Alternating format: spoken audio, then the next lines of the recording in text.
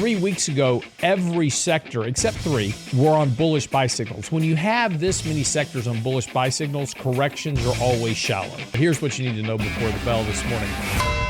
3 weeks ago, we were talking about the markets and that we were, getting, fairly oversold. And this was the whole yen carry trade kind of blow up thing, right? And so this is analysis that we put into our weekly newsletter every week. So if you download the Bull Bear Report on Saturday, or if you subscribe at our website, we'll email it to you.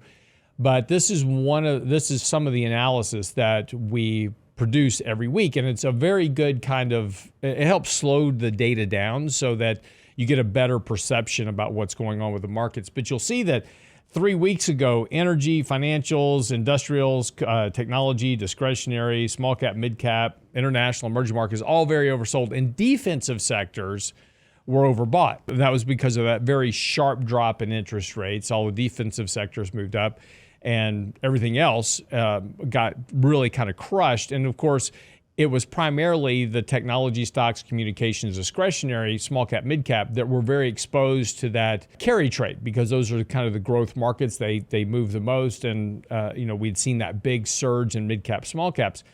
So that reversal was not surprising. And one thing that is important is that when we get into the analysis, right, about markets and sectors, this is where, when we start to have a correction, everybody's like, oh my gosh, we're having a correction, and this is the big one.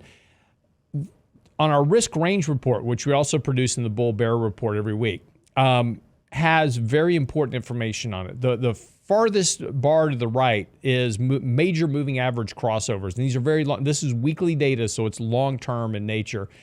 But 3 weeks ago, every sector except three were on bullish buy signals. When you have this many sectors on bullish buy signals, corrections are always shallow because the market has a lot of momentum. You're in a bull market, and so your corrections are not going to be that deep. And if you go back to, say, late 2021, as we were heading into 2022, more and more of those sectors were going from green to red, which was telling you that we were getting ready to have a more protracted decline in the markets, which happened in 2022.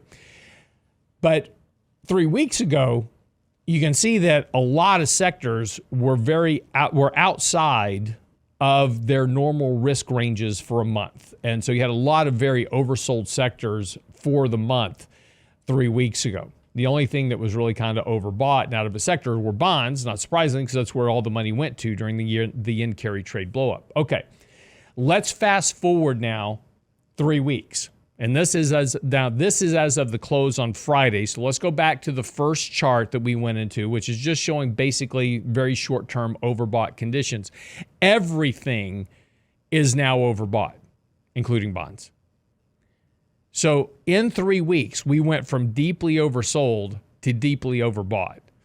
Now, this is very short-term. Right. Now, mind you, this is just short-term data in this analysis. So this can, if we have a small correction this week, as an example, between now and Friday, these will reverse a bit. But right now, everything is extremely overbought, which is suggesting that upside is somewhat limited at the moment until the market gets some breathing room.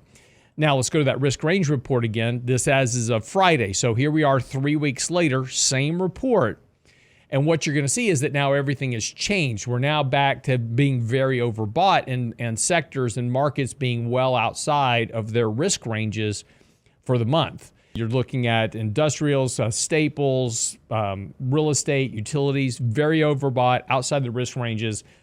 Gold miners also outside of their risk ranges. And then, of course, bonds also outside of its risk range because they've had such big moves over the last 3 weeks as this kind of rotation has continued. And now what's important, though, is look at that far right column again. In 3 weeks, we've had two more sectors turn bullish. There's only one sector that is bearish on a weekly moving average crossover, which is transportation. Everything else is bullish. You don't have big market corrections when you have every major market and sector virtually on buy signals.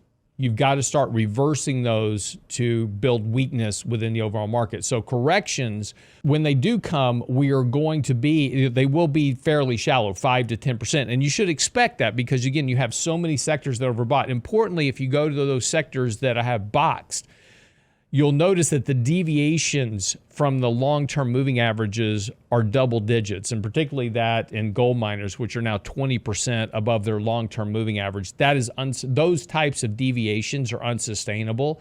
So you're going to get a corrective action. We've talked about before about stretching a rubber band. These things are very, very stretched. So you're going to get some corrections in these sectors. Now, what triggers it? Don't know.